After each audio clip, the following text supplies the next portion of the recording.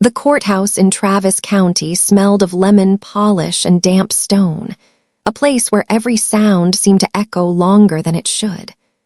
I walked in wearing my dress blues, my posture rigid, the Chaplain Medal catching the light like it was guilty of something.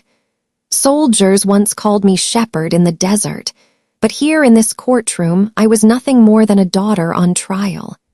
My boots struck the marble floor with a rhythm I used to hear in convoys, measured, tense, like war drums hidden beneath civility. She was waiting. My mother, Pastor Miriam Williams, sat at the plaintiff's table in her tailored navy suit and a string of pearls wound around her throat as if restraint could be worn. She rose, spine stiff as a hymn. A preacher who doubts God is no preacher at all. Her voice carried over the benches like a sermon no one wanted to hear, but no one dared interrupt. The gallery leaned forward, faces I knew from childhood Sunday service. The choir ladies, the ushers, even the man who once taught my vacation Bible school, stared at me as though I had tracked in dirt from a battlefield. Luke smirked from beside her, black suit crisp, hair gelled into the perfection of a pulpit prince. "She counsels killers, not souls," he said, not to me but to the room. He wanted the words to spread like gossip through the gallery. He wanted me marked. I sat at the defense table, laying my hands flat on the oak surface, grounding myself the way I used to before speaking at a soldier's memorial. The wood was warm, worn by decades of hands who had tried to cling to something steady when the law stripped everything else away. I set down my military Bible, its leather cracked, its edges scarred by dust storms in Kandahar. No one noticed the quiet reverence in that gesture. What they did notice was the medal on my chest. Murmurs rippled, old deacons whispering to one another, the shine of the Chaplain Medal looking obscene under fluorescent lights. It was supposed to be a badge of mercy, of having guided soldiers through the valley of shadow. But in this courtroom, it was being turned into evidence of hypocrisy. The bailiff called the session to order. My mother refused to sit, still glaring as if she could exorcise me with her eyes. Luke leaned in, his words low but sharp. "This isn't about faith, little sister. It's about inheritance." But that wasn't what my phone had told me only an hour earlier. At 8:15 a.m., as I stood in the parking lot staring at the courthouse steps, my phone rang. The number was blocked, the voice disguised, but the words cut deeper than anything Luke or Miriam had ever said. "This isn't just about inheritance," the caller warned. "Someone higher wants you silenced. Walk carefully." Then the line went dead. I carried those words into the room like contraband. The judge entered, robes swishing like black wings. "Case of Williams v. Williams," he intoned. "A legal dispute over the property, the church, the trust funds, the bones of my family's legacy laid bare for public dissection." He gestured for the opening remarks. Miriam spoke first. Her cadence was polished, rehearsed, heavy with righteousness. "My daughter abandoned the Lord's house to chase war zones. She traded scripture for blood, prayer for bullets. She is unfit to inherit God's sanctuary." She raised one trembling hand, as if offering me up as sacrifice. The gallery murmured in agreement, the old faithful eager to believe their pastor's truth over mine. Luke followed, smiling with lawyer's precision. "Faith Williams has counseled soldiers who killed. She questions the very existence of God in her so-called sermons. A shepherd who doubts the shepherd cannot lead his flock." The judge scribbled notes. I sat motionless, breathing the way I had during rocket fire, slow, deliberate, controlled. My silence was not surrender. It was discipline. The gallery waited for me to break, for the girl who asked too many questions in Sunday school to finally collapse under the weight of holy accusation. Instead, I placed both palms on the Bible I'd carried through deployments, the one stained with sweat from tents in Baghdad, the one creased from funerals in Kabul. My silence thundered. Across the aisle, Miriam's pearls gleamed. Luke tapped his papers. The judge cleared his throat, and somewhere in my chest, I felt the echo of that anonymous call. This fight stretched beyond pews and stained glass. I thought of my 8th year, the first time I asked out loud why God let soldiers die. The laughter, the scolding, the shame that began it all. The memory pressed against me now, a door opening toward the past, a corridor leading back to the girl they had once named Faithless. And as the judge called for testimony, I knew the trial in this courthouse was only the surface. The real trial, the one that shaped me into shepherd, had begun long ago in a Sunday classroom. The classroom smelled of chalk dust and hymnals. I was 8 years old, sitting in the second pew of Sunday school, legs swinging above the floor, my Bible open but my mind restless. The lesson that morning was about David and Goliath, faith conquering fear. I raised my hand and asked the question that had been gnawing at me since I watched the memorial service on base for 3 soldiers killed overseas. If God loves us, why do soldiers die? The room went still. Children fidgeted, some snickered.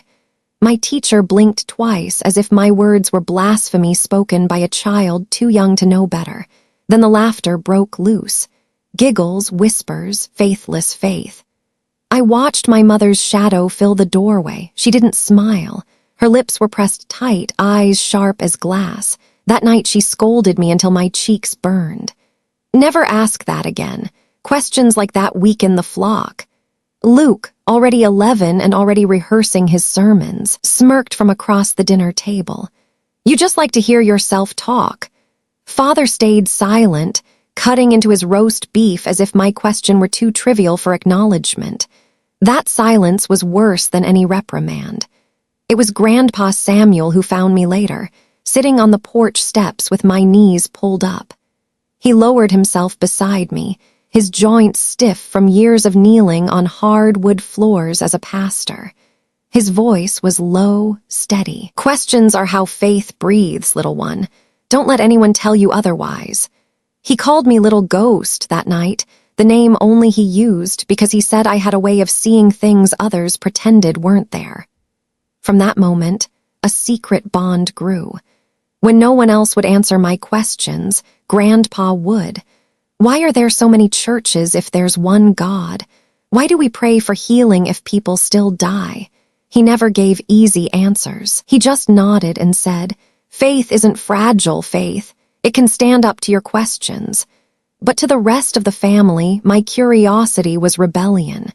Miriam paraded Luke before the congregation, letting him read scripture at 11 with a practiced cadence. People called him the chosen son. I was the afterthought, the daughter told to take notes, to stay quiet, to stop asking why. There was the night of the revival service. The sanctuary was packed, the choir swelling behind us. The guest preacher thundered about obedience, about women who fell when they questioned their place. My mother's hand clamped down on my shoulder each time I shifted. Afterward, Luke shook hands with elders who called him future reverend. I trailed behind, invisible, my head buzzing with unspoken questions. The divide widened with every passing year. Luke got accolades. I got warnings. When I asked about the church's dwindling attendance, Miriam hissed, "Don't plant doubt where faith is needed." And when I asked about a deacon who never came back after a closed-door meeting, she snapped, "That is none of your concern." At school, I fought to stay invisible. Children whispered that I was the preacher's strange daughter, the one who asked the wrong questions. At home, Luke practiced sermons in the mirror, his voice polished like steel. I read Psalms alone by flashlight, wondering why words meant to comfort left me aching. One night, I overheard Luke telling Miriam that my questions embarrassed him in front of the youth group. "She's not normal," he said. Miriam agreed. "She'll never lead, she doesn't believe enough." My chest felt hollow as if something vital had been scooped out, but Grandpa Samuel, frail though he was, pulled me close the next morning.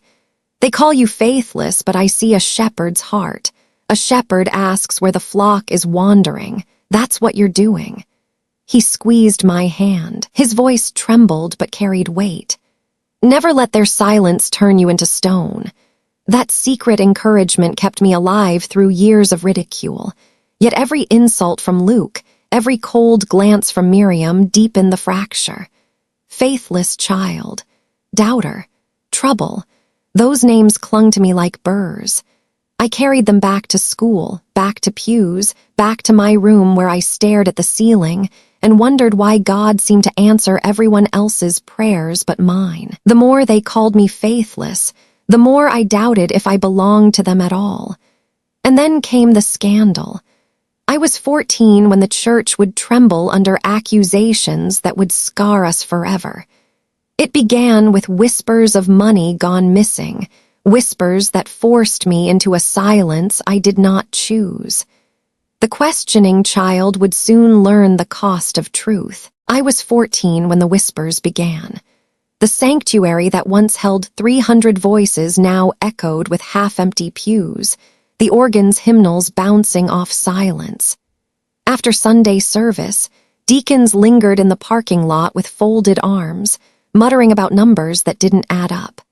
By the time we got home, my mother's smile was painted too tightly, and Luke avoided my eyes. Something heavy hung in the air. One evening, while sweeping in the back hallway, I heard my father's voice rise behind the office door. The money was supposed to go to the relief fund. Where is it? His words cracked like a whip. Luke's voice shot back, smooth but strained. We used it for expenses. You wouldn't understand the pressure I'm under.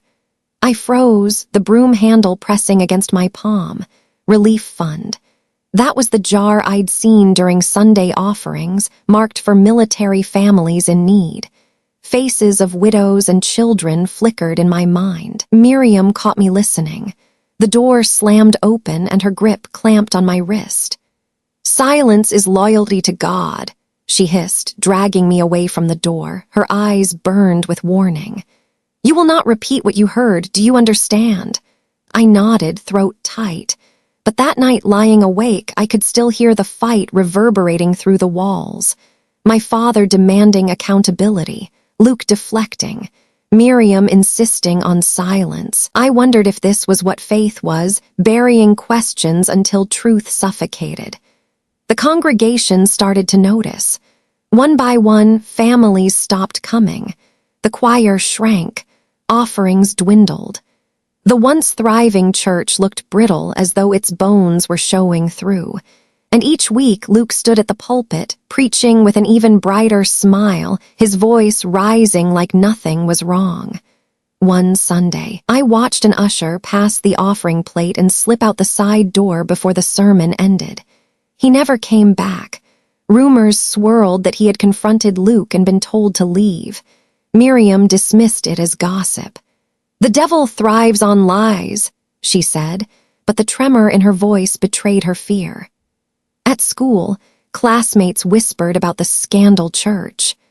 One girl shoved a crumpled flyer into my locker, a local paper hinting at mismanaged funds. I tore it up before anyone could see, but shame clung to me like smoke. Faithless child, faithless church. Grandpa Samuel noticed. He pulled me aside on the porch one humid evening, the air buzzing with cicadas. His voice was low, almost defeated. "They've lost their way, little ghost. They're protecting reputation, not truth." His eyes glistened in the fading light. "But you see clearer than they know." His words both comforted and terrified me. Seeing clearly in a family that worshipped silence felt like standing alone in a storm. I wanted to shout, to demand answers, but Miriam's grip still burned on my wrist. I knew the cost of speaking out. The scandal deepened. Anonymous letters arrived at the church mailbox. Questions about bank accounts, missing receipts, misuse of donations.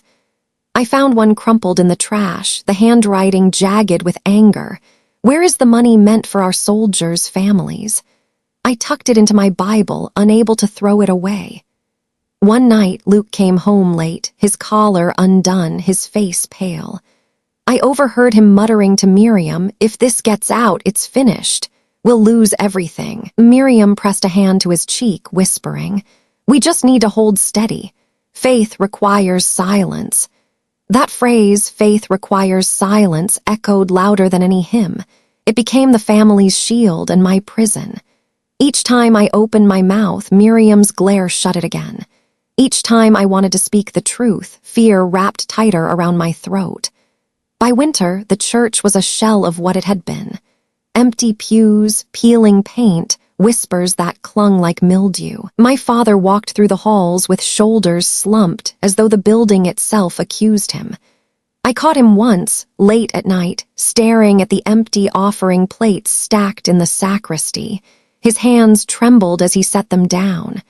I wanted to ask him who was to blame. I wanted to tell him about the night Miriam silenced me, but I didn't. I had learned that silence was survival. Still, the truth pressed at the edges of every room. I saw it in the way deacons avoided Luke's gaze.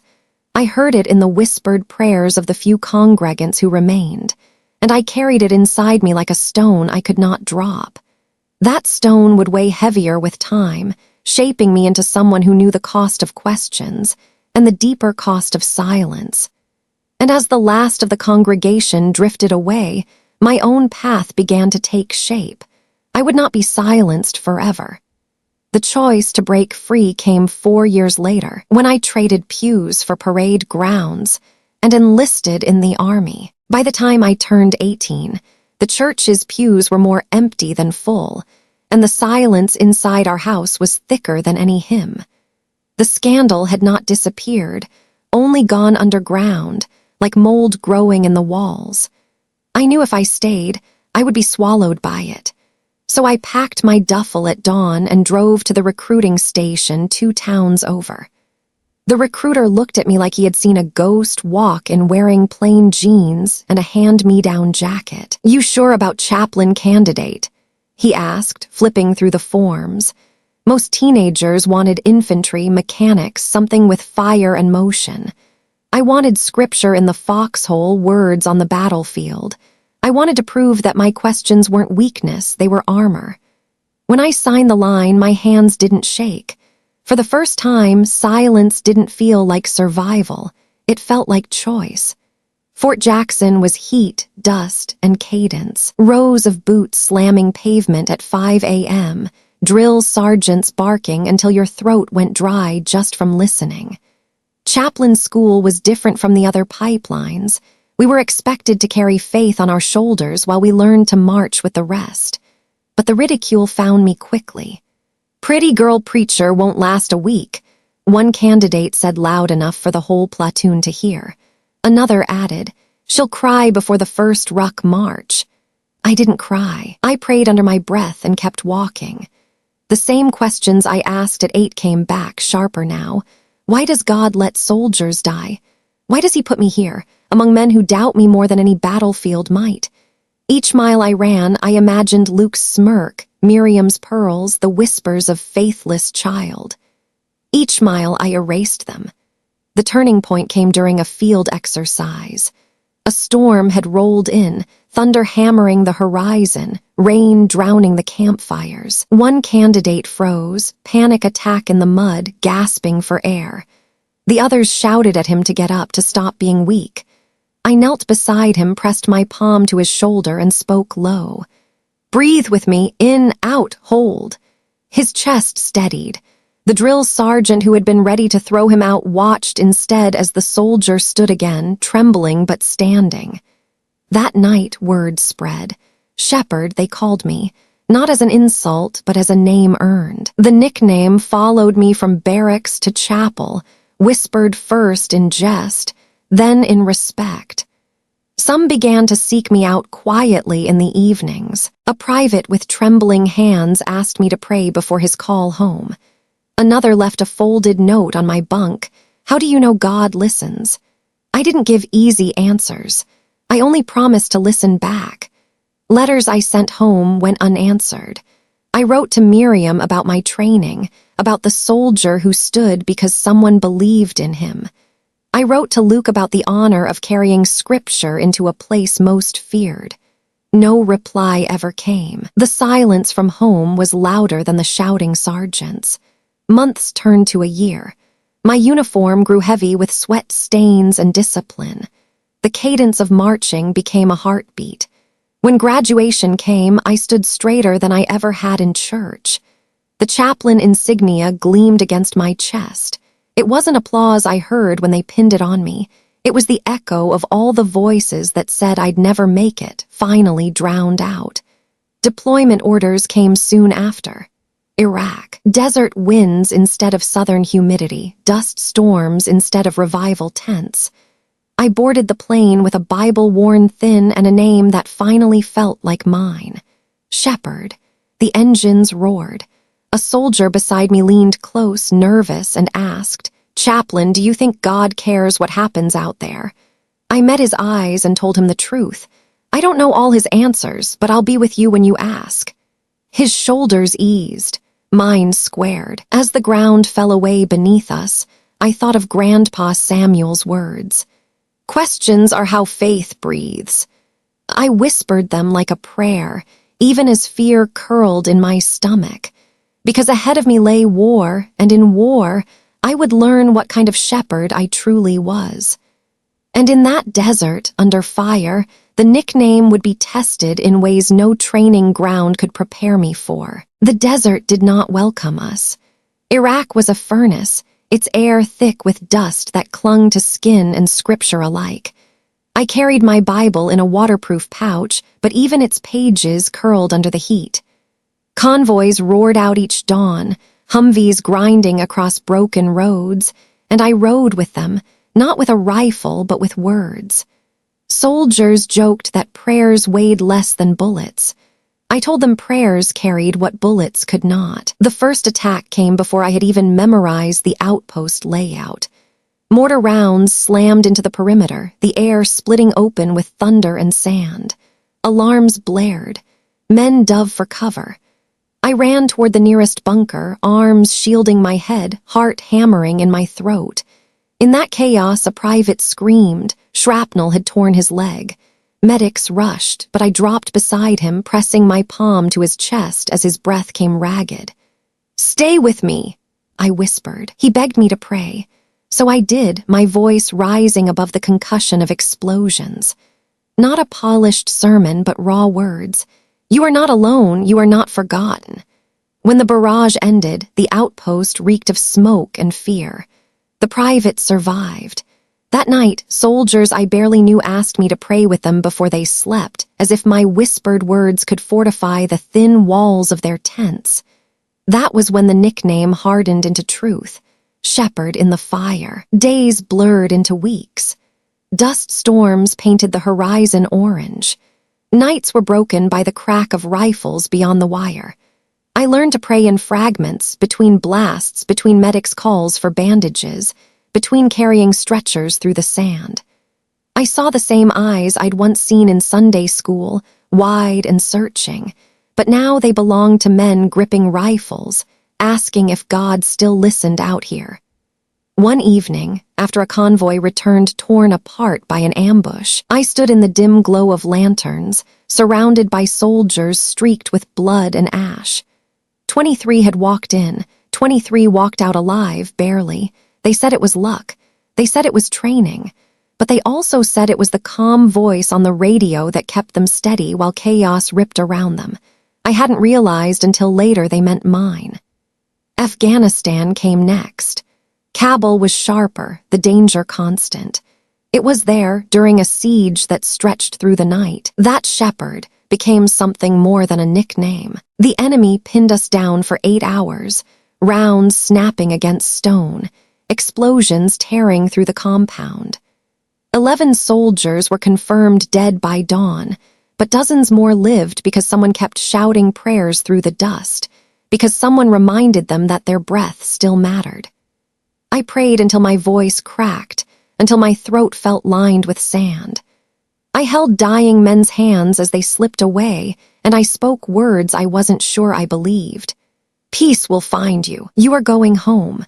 Some made it, some didn't. I learned that faith wasn't always about answers. Sometimes it was about staying, about refusing to leave when everyone else had reason to run.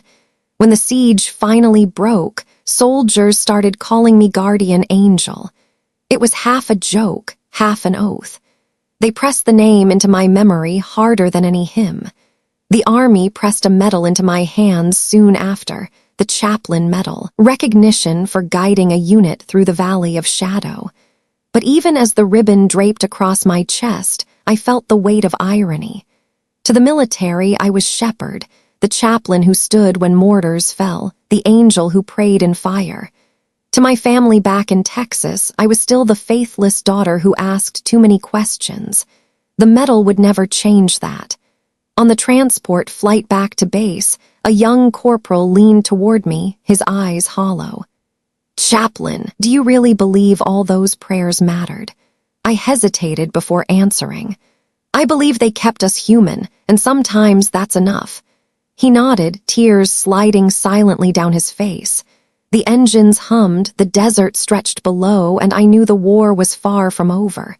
But I also knew something had shifted inside me. Faith was no longer something I chased. It was something forged in fire, hammered into shape by nights like Kabul. And yet, I also knew the hardest silence still waited thousands of miles away, at a kitchen table in Texas. The Pentagon auditorium gleamed with brass and polished wood. Flags lined the walls, medals caught the lights like constellations. I stood at attention in dress blues, the Chaplain Medal heavy against my chest. Soldiers I had prayed over in the desert filled the seats. Generals in starched uniforms shook my hand, whispered, "Well done, Captain." Cameras flashed. To the world, it was a ceremony of honor. But when I turned to scan the rows reserved for family, the seats were empty. Every chair marked Williams sat vacant, a silence louder than the applause. Afterward, a brigadier general clasped my shoulder. "Your faith carried them when nothing else could." I thanked him, but his words fell into the hollow place carved out by those empty chairs. Later, I stood near the reflecting pool, metal case in my hands. The water mirrored the monument lights, ripples distorting them like broken glass. My phone buzzed. I dialed home. For a moment, I let myself imagine Miriam's voice softening, Luke saying he was proud. The line clicked. My mother's voice was cold steel. "Stop shaming us with your fake faith. You wear a uniform, but you lost God long ago. We don't have a daughter." Then the line went dead. I stood frozen, the echo of her words bleeding into the sound of traffic. My chest felt tighter than it had during any ambush. I wanted to shout back, to tell her about the soldiers who survived because someone prayed in the fire, about the young man who asked if God cared and walked away steadier because I stayed. But silence pressed heavier than any mortar blast. That night, I sat at my desk, the metal gleaming under the lamp, and wrote to Luke. I told him about Afghanistan, about holding men's hands as they slipped into eternity, about praying until my throat cracked. I told him shepherd was not a mockery but a calling. His reply never came. Weeks later, an email arrived. "The pulpit is mine, not yours. Stay away from what you don't understand." The medal rested in its velvet case, gleaming with all the recognition my family refused to see. Soldiers congratulated me, commanders saluted, but the people who had first named me faithless still clung to their verdict. One evening, a knock came at my quarters. A sergeant I had counseled in Iraq stood in the doorway, metal ribbon clutched in his hand. "Chaplain, if you hadn't been there that night, I'd have pulled the trigger on myself. Don't let their silence take this from you." He saluted and left, his words anchoring me in a way my family never could. Only one letter from home broke through. A package arrived, handwriting shaky but familiar. Inside was a worn bookmark and a note from Grandpa Samuel. "I'm proud you found God in the rubble. You have the heart of a true shepherd. Never let their silence bury you." I pressed the note to my chest, the weight of his words heavier than any medal. I sat there until dawn, medal and note side by side, the city waking outside my window while I wondered how long a daughter could live with two families, one that honored her and one that erased her. The weeks after the ceremony were filled with banquets and receptions. At one, a colonel raised his glass and said, "Captain Williams, you remind us why we fight." I smiled, but behind the glass of champagne I tasted nothing. I excused myself, walked into the hallway, and called home again. No answer. Just the voicemail, Miriam's voice still chipper in the recording. "This is the Williams residence. Leave your prayer at the beep." I hung up before the tone. In that moment, I realized the war waiting back home was fiercer than the one overseas, because medals could silence critics in uniformed halls, but they could not soften a mother's voice or a brother's ambition. And as the months passed, orders shifted, deployments rotated, yet the silence from Texas stayed constant. That silence became its own battlefield, one without mortars, but with wounds just as deep. I learned to live with it, but I never stopped hearing her words. "We don't have a daughter." The next chapter of my life would test whether I could keep serving soldiers while carrying a family's rejection like a hidden shrapnel wound. And soon, I would discover that the Army would ask even more of me, not just as a chaplain, but as a leader of souls who had no one else to turn to. After the medal ceremony faded into memory, I returned to the rhythm of deployments, counseling rooms, and field tents that smelled of sand, sweat, and fear. The Army had a way of reminding you that yesterday's honor did not buy tomorrow's peace. My new assignment came with a daunting statistic. 2,000 soldiers across 3 battalions were now my responsibility. Each one carried their own ghosts, and I was expected to help them breathe through the weight. The counseling tent never stayed empty. Soldiers trickled in at all hours, their eyes rimmed red, hands trembling, words caught in throats. Some confessed nightmares of ambushes that replayed in loops. Others whispered of bottles hidden under bunks, pills swallowed in silence. One sergeant sat across from me, palms pressed together like a child in Sunday school. "Chaplain," he said, voice cracking, "I know how to take a life, but I don't know how to live with it." I didn't offer polished answers. I sat with him, breathing in time until his shoulders stopped shaking. I told him what I had told myself in the desert. Faith doesn't erase scars, it teaches you how to walk with them. When he finally stood, he didn't look lighter, but he looked steady. Sometimes that was enough. Words spread quickly. They said the shepherd listened without judgment, that she prayed but also admitted she didn't have all the answers. To men and women taught to follow orders without question, the idea that doubt could coexist with faith was a revelation. Slowly, soldiers who had never set foot in the chapel began to knock on my door at midnight, asking if I had a minute. One night, I was woken by a frantic pounding. A young private stood outside, eyes wide, hand clenched around a pistol. "I can't take it anymore," he gasped. My heart raced, but my voice stayed even. "Hand me the weapon, son." For a long moment, the desert wind howled louder than either of us.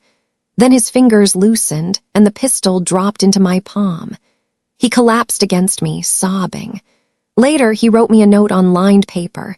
"You kept me alive without a bullet." Moments like that multiplied. Every soldier carried a different weight, and my job was not to lift it away but to help them carry it without breaking.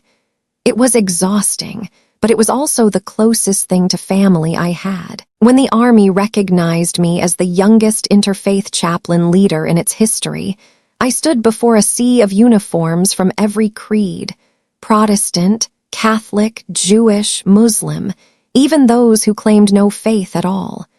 The honor wasn't in the title, it was in their trust. Ceremonies became a rhythm too. At one, I read the names of 5 soldiers lost that month. My voice cracked on the last, and a lieutenant slipped me a folded card after. "Your tears gave me permission to shed mine." Another time, A Muslim private asked if I would stand with him during evening prayer. I removed my boots and stood quietly beside him, the call to prayer echoing against canvas. In that silence, I felt faith stretch wider than any denomination. There were other moments. A Catholic corporal asked if I would light a candle with him on Christmas Eve, even though we were in a tent half a world away. A Jewish sergeant placed a kippah in my hand one night, whispering, "You honor us by standing here." Each gesture reminded me that being shepherd meant holding space for every soul, not just those who shared my creed. Yet even in those moments, silence from Texas still found me. I called home once more after a particularly brutal month when 2 soldiers I had counseled died despite everything I tried. Miriam answered but said nothing. I could hear the clink of dishes, the faint murmur of Luke's voice in the background. Then the line went dead. I stared at the receiver, feeling the rejection more than any battlefield wound. But I carried on, for them. For the young men and women who came to me with trembling hands and broken hearts. For the soldiers who whispered prayers into the dust and needed someone to remind them they were not alone. The title shepherd no longer felt like a nickname. It was an oath. And yet, while the army gave me a family of thousands, the call that would eventually drag me back to Texas was waiting. It would not come from a soldier or a general. It would come from blood, from the church that had cast me out but now teetered on the edge of collapse. The call came just before dawn, the hour when even the desert winds seemed to pause. I was sitting at my desk, rereading Grandpa Samuel's note for the 100th time when the phone vibrated. My sister-in-law's voice, brittle with urgency, cracked across the line. "Faith, your father is gone. The church is collapsing. They need you here." I listened, the words settling like ash. Father dead. The church near bankruptcy. Lawsuits filed by angry congregants. My pulse beat against my temples. For years, silence had been my only inheritance from Texas, but now silence had turned into summons. When I stepped off the plane in Austin, humidity wrapped around me like an old grudge. The drive to the small town felt like entering a memory I had tried to bury. The church stood at the end of Main Street, its steeple cracked, paint peeling, roof patched with mismatched shingles. Once it had been the pride of our community, now it looked like a tomb. Inside, the sanctuary smelled of mildew and dust. Pews sagged. The organ pipes were dull with rust. Candles on the altar were stubs, wax pooling onto cracked wood. A handful of congregants lingered, their eyes hollow, their whispers louder than hymns. Miriam stood at the front, her hair still perfectly coiled, her pearls still gleaming as if she could will dignity back into the place through sheer posture. When she saw me, her face stiffened. "We called you to fix this, not to lead," she said flatly, as though every word was rehearsed. Luke emerged from the side office, a clipboard in his hand. He forced a smile that didn't reach his eyes. "You'll handle repairs, fundraising, whatever needs doing. Leave the pulpit to me." His voice carried authority sharpened by desperation. I walked slowly down the aisle, my boots echoing against the warped floorboards. Every step carried memories. The first question I had asked in Sunday school, the slap of silence Miriam demanded, the whispers that called me faithless. And now, the same woman who once banished me was asking for my help. The congregation watched, waiting for me to kneel, to accept the role of caretaker without voice. Instead, I traced my hand along the cracked wood of the pulpit, feeling its splinters bite my palm. I remembered Grandpa's words, "Transform, not preserve." That night, I stayed in the parsonage, where the ceiling leaked onto the kitchen floor. Lawsuit papers were scattered across the dining table. The accusations were brutal. Misuse of relief funds, falsified accounts, betrayal of trust. Reading them felt like reopening the wounds of my teenage years. At midnight, I walked back into the sanctuary. The moonlight fell through broken windows, cutting the space into shards of silver. I knelt by the altar, the air damp with neglect. "If you still listen," I whispered, "tell me why you've brought me here.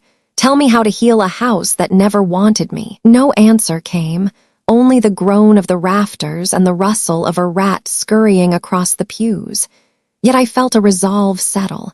This church, decayed and diseased, had shaped me through its silence. If I was going to fight, it would not be to preserve their version of faith. It would be to build something new from the ashes. By morning, I walked into Miriam's kitchen. She sat at the table, Bible open, untouched coffee steaming between her hands. "We need to present strength in court," she said without looking at me. "You will stand with us silent so the council sees unity." I met her eyes. "Silence is what broke this place. I won't wear it again." Her jaw tightened, but she said nothing. She only closed the Bible harder, the sound like a gavel striking wood. The road ahead was clear. To uncover what truly poisoned the church, I would have to dig into records, accounts, secrets my family had buried. That night, as I gathered the papers scattered across the dining table, Luke appeared in the doorway. "Don't dig too deep, sister," he warned, voice low, almost trembling. "Some graves are better left closed." But I had already chosen. The same silence that once chained me would become my battlefield. And in the papers scattered across the dining table, a trail of numbers and names already pointed to Luke. The dining table was covered in papers that smelled of mildew and secrecy. Bank statements, receipts, donation envelopes half torn, each one bearing names I remembered from Sunday offerings. The relief fund, money promised for families of deployed soldiers, was siphoned, diverted into accounts that didn't make sense. Some signatures were Luke's. Some were initials scribbled fast, as if someone had signed in the dark. I sat in silence, highlighter in hand, tracing lines between numbers. One deposit from a military relief drive ended up in a construction company registered under a shell name. Another withdrawal matched the purchase of Miriam's new car, though she had preached about living modestly. The deeper I read, the colder the sanctuary air seemed to seep into my bones. Luke's warning echoed, "Some graves are better left closed." But these weren't graves, they were ledgers, and ledgers told stories even pastors couldn't bury. At dawn, I carried the files to the church office, the floor creaking beneath my boots. Luke was already there, his tie loose, eyes red. He slammed the drawer shut when I entered. "What are you doing with those?" "Reading," I said. My voice was calm, but my fingers clenched the folder. "And what I'm reading looks like theft." He stepped closer, the air between us thick with something unspoken. "You think you know what this means. You'll ruin us all." "Truth ruins lies," I answered. His jaw tightened, but he didn't stop me when I walked past. That night I drove to the county clerk's office. The clerk on duty looked tired, but when I laid the files before him, he frowned. "You realize what you're holding?" he asked. "I realize soldiers' widows never saw a dime," I said. His silence was answer enough. Back at the parsonage, the phone rang. A voice I didn't know whispered through static. "Stop digging, or you'll bury yourself." Then the line went dead. The threats didn't shake me as much as they should have. I had heard worse in combat. But here, in my hometown, the danger felt different. Less like an enemy with a rifle, more like a shadow that lived in the pew behind you. Over the next week, I searched through records, guided by instinct and long nights with coffee gone cold. I found transfers routed through regional church councils, money vanishing in ways that pointed beyond Luke. This wasn't just family corruption. It was systemic. Grandpa Samuel's Bible sat open on my desk, its margins filled with his handwriting. One note circled in ink, "Silence protects the guilty, not the faithful." I read it aloud to steady my resolve. One evening, a deacon came to see me. His hands shook as he held his hat. "You didn't hear it from me," he whispered, "but the council knew. They told Luke to keep quiet, said exposure would kill the congregation." His eyes darted toward the window. Be careful, Captain, they don't forgive questions. The words pressed on me like weight, but I had carried heavier burdens through desert nights. I thanked him, and he left without looking back. 2 days later, I sat in the empty sanctuary with the evidence spread across the front pews. I imagined the congregation filling the seats again, their voices rising in hymns. Would they still sing if they knew where their offerings had gone? I whispered into the hollow space. How many families paid for these walls with grief? My voice echoed back at me unanswered. Late that evening, Miriam found me still sitting there. She stood in the doorway, her figure framed by moonlight. "Whatever you think you've uncovered, it will destroy us," she said. Her tone was pleading, not commanding. "Don't let the world see our shame." I met her eyes and replied, "The world already feels it. They just don't have the proof yet." For the first time, her face faltered. She turned away without another word. By now, the evidence filled a box under my bed. Each page felt like another nail driven into the coffin of the church I had once called home. Still, I knew a box of papers wasn't enough. If I wanted to confront them, it would have to be in the open, where silence couldn't smother truth. And the place for that would not be a back room. It would be the courtroom under oath, where voices echoed louder than hymns. The paper trail was no longer just ink and numbers. It was dynamite waiting for a match. The courthouse steps were slick with morning rain, the kind that soaked into your collar and made silence feel heavier. I carried the box of papers against my chest, each page inside a weapon forged from years of deceit. Reporters gathered near the doors, microphones pointed like bayonets. Their questions tangled in the damp air. "Captain Williams, is it true you're testifying against your own family?" I didn't answer. The truth would be spoken where it mattered under oath. Inside, the courtroom buzzed like a hive disturbed. Miriam sat at the plaintiff's table, pearls tight around her throat, her Bible opened for display like a shield. Luke leaned in, whispering to her, his confidence polished into a smile for the gallery. They looked like a family ready to pray, but I knew they were ready to bury. The judge's gavel cracked and Luke's lawyer stood. "Your Honor, this case is about fitness of faith. The defendant, Captain Faith Williams, is unfit to inherit or guide the church because she has publicly denied God." He gestured toward the screen where a video flickered to life. It was me, crouched beside a soldier in Afghanistan, voice hoarse from smoke. "I don't know if God answers every prayer," I said, holding the man's bloodied hand. The video cut off before the rest, before I told him God could still hear his pain, even in silence. Gasps rippled through the room. The gallery turned. Murmurs rose like a storm tide. Miriam stood, her hand lifted as if calling heaven to witness.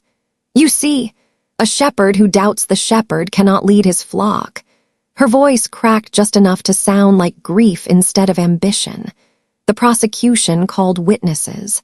A former deacon testified that I had asked too many questions as a child, that my spirit had always been troubled. A councilman claimed my service overseas had poisoned my theology, that I had brought the battlefield into the sanctuary. Each word pressed like a nail into my skin. When my turn came, I stood slowly, placing my hands on the worn military Bible I had carried through Iraq and Afghanistan. My silence stretched. The judge leaned forward. "Captain Williams, do you wish to respond?" I raised my eyes to the gallery. Soldiers' widows sat among the congregation, their faces lined with the weight of betrayal. Deacons shifted uncomfortably, some clutching hymnals, others glancing at the exit. I spoke finally, my voice even. "Doubt is not the absence of faith. It is the proof that faith is alive enough to wrestle with questions." The room stilled. For a breath, it felt like the desert again, waiting for the next mortar, waiting for something to break the quiet. Then the prosecution wheeled in their final piece of evidence, a ledger supposedly showing I had diverted funds myself. My name was scrawled across the bottom of one page. Gasps broke out again. Luke's smile widened.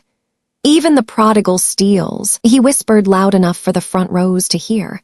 But I knew the signature was forged. The ink was uneven, the scrawl too sloppy for my disciplined hand. I demanded the ledger be tested. The judge allowed it. The tension snapped through the room like a taut wire. During recess, I sat in the hallway, the rain dripping from the windows. Miriam passed by, her perfume sharp, her voice low. "It's not too late, Faith. Drop this, stand beside us, and you'll be forgiven." I looked at her, remembering the boy in Afghanistan clutching my hand. "Forgiveness isn't yours to grant," I said, "and I don't need your permission to keep breathing." Back inside, the gavel sounded again.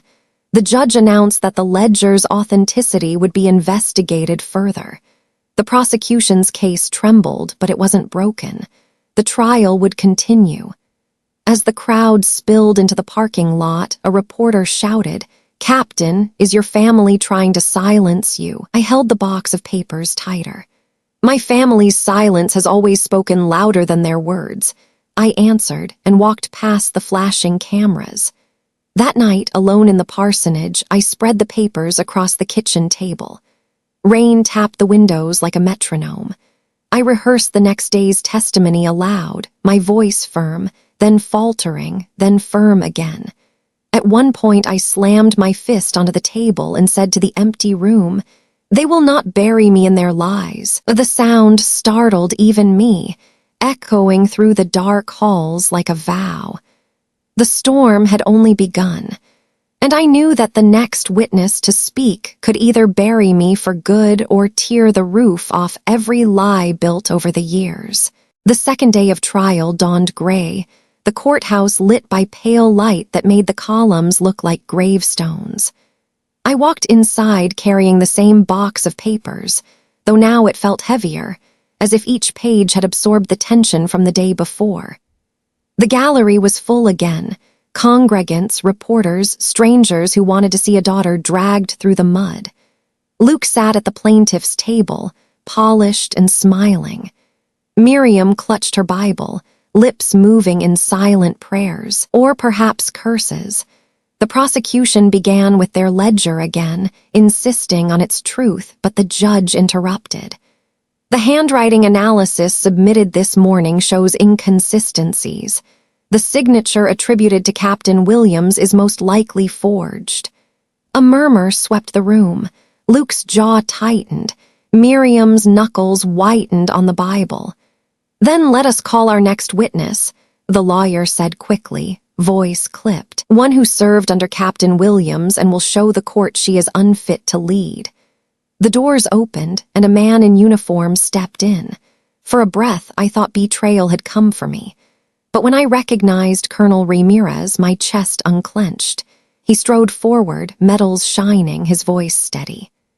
"I was there," he said, "in Afghanistan when Captain Williams prayed us through the siege. I lost 11 men that night, but because of her, dozens more walked out alive. I call her Shepherd, not as a nickname, but as truth." The gallery shifted uneasily. The lawyer tried to interject. "Colonel, we are not here to glorify. We are here to tell the truth." Ramirez cut him off, his tone like steel.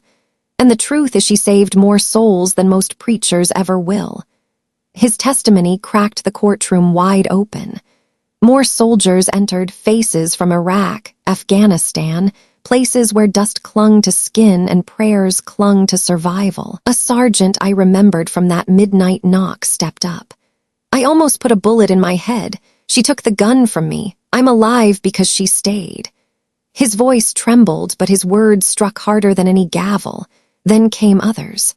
A corporal who had written me that note. "You kept me alive without a bullet." He held it in his hand now, reading it aloud. A nurse from Kabul spoke of the night I washed blood from my hands only to return and hold more. One by one, they stood until the gallery no longer looked like a congregation, but like a formation, a wall of soldiers bearing witness. Reporters scribbled furiously, cameras clicked. Even the court stenographer paused once, eyes wide as she typed. The weight of living testimony overpowered polished arguments. Miriam's face crumbled. Her lips quivered as if words were forming but never found breath. Luke shuffled papers furiously, whispering to his lawyer, sweat spotting his collar. But the sound of soldiers telling their truths drowned everything else. The judge turned toward me. "Captain Williams, is there anything else you wish to submit?" I reached into my box and pulled out a sealed envelope. The wax had cracked with age. My hands shook as I handed it over. "This letter was written by Reverend Samuel Williams, my grandfather. It was entrusted to me before his death." The judge opened it carefully, reading aloud. "Faith is the true shepherd of this house. Where others demand silence, she asks questions. And questions are not betrayal, they are the lifeblood of belief. If there is any justice, this church will belong to her not because she is flawless, but because she never stopped seeking." The gallery erupted. Some gasped, others wept. Even a few deacons bowed their heads. Reporters scrambled toward the doors, shouting into phones. I looked at Miriam. Her pearls seemed to strangle rather than adorn her neck. Her lips trembled, but no sound came. Luke's face drained of color, his smile gone, his clipboard useless. The judge raised his gavel. "This testimony and evidence will be entered into record. We will recess before rendering a final decision."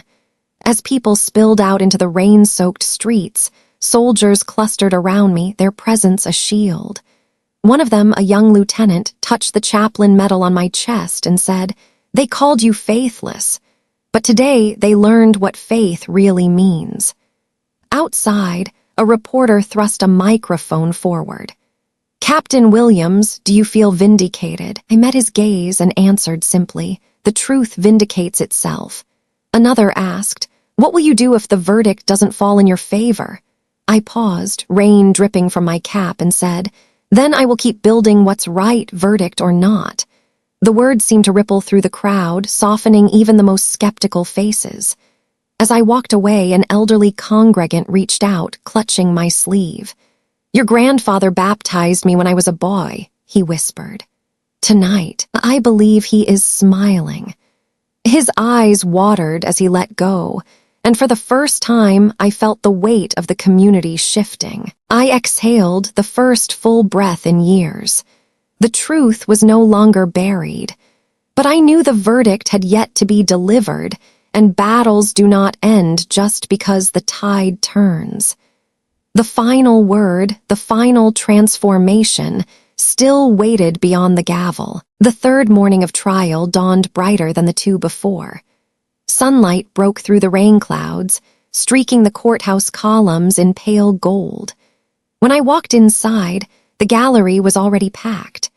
Soldiers in uniform stood shoulder to shoulder with townspeople, some who had abandoned the church years earlier but returned to see what justice would bring.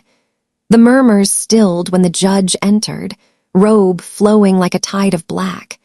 His gavel cracked against the bench, and silence fell. He reviewed the testimony, the forged ledger, the sealed letter from my grandfather. Every word seemed to hang in the air longer than it should. Then he looked directly at me.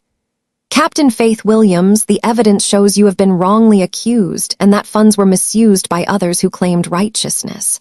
This court rules in your favor. The property, the church, and its accounts will transfer to your care." For a long moment, I didn't breathe. The gallery erupted in gasps, applause, even tears. Soldiers who had spoken the day before stood tall, their presence a wall of witness. Luke slumped into his chair, his papers spilling to the floor. Miriam gripped her pearls so tightly I feared they might snap. When the judge left the bench, the sound of his gavel still echoed in my chest. Reporters surged forward, asking questions, but their voices blurred. I walked out of the courthouse into the sunlight, medal on my chest, letter in my hand, and a strange calm filling me. The following weeks were filled with decisions. Lawyers settled the transfer, accountants combed through the fractured finances, and townspeople wondered what would come next. Many expected me to restore the church exactly as it had been, to patch the cracks and repaint the steeple. But as I stood in the ruined sanctuary late one night, moonlight cutting across broken pews, I remembered Grandpa Samuel's words. Transform, not preserve. So I began to rebuild, not into the same house of silence, but into something new. The first step was to open the doors wider than they had ever been. A Sunday morning that once demanded one creed now welcomed many. Muslim soldiers prayed beside Catholic widows. A rabbi read scripture where once only hymns were allowed. I stood not as gatekeeper, but as shepherd, guiding people from every walk to a table that had room for them all. Some resisted. A few congregants walked out when they saw the cross share space with a crescent and a Star of David etched into a new mosaic above the altar. But more stayed, and new faces arrived. Veterans, refugees, neighbors who had never set foot in the old sanctuary because they had been told they didn't belong. They filled the pews with questions, with prayers, with doubt, with faith. On the day of the dedication, the sanctuary was full in a way it hadn't been since my childhood. The air buzzed not with fear, but with possibility. Soldiers who had once knelt in desert tents stood with civilians who had never worn a uniform. A mother who lost her son in Iraq lit a candle beside a teenager wearing a hijab. The light from those flames reached higher than the steeple ever had. I spoke from the pulpit for the first time not as a defendant, not as a doubter, but as a daughter who had learned that questions breathe life into belief. This house was built on silence, I said, my voice carrying to the rafters. But today it rises again on truth. Faith grows not through blind obedience, but through the courage to ask, to wrestle, to seek. The crowd stood, not in choreographed applause, but in a wave of human response that felt like something sacred. Even Miriam, sitting in the back, bowed her head. For the first time, I wondered if she understood that my questions were never rebellion. They were a lifeline. Luke was absent. His silence remained his choice. After the service, a young soldier approached. "Chaplain," he said softly, "my parents always told me doubt was dangerous, but you made me believe doubt can be holy." His words reminded me of that Sunday school long ago, when laughter and shame tried to bury me. Now, those words had become the seed of renewal. I walked outside as evening settled, the church lights glowing warm behind me. Children played on the steps where once silence reigned. The bell rang not as a call to conformity, but as a call to community. For the first time, I felt peace. The battles of my life had not vanished. Scars remained, wounds both visible and hidden. But I had learned something no trial, no battlefield, no family rejection could erase. Faith is not the absence of questions. It is the courage to keep asking them. And so this story closes not with silence, but with a blessing. May you, wherever you are, find the strength to hold your questions and let them lead you to truth. May you never mistake doubt for weakness, but see it as the doorway through which real faith enters. If this journey has moved you, I invite you to carry it further. Share your own story, subscribe for more voices of those who served, and join us in keeping alive the lessons of courage, sacrifice, and the power of truth. Until then, I wish you peace and the strength to keep walking through every valley, knowing that even in silence, you are never alone.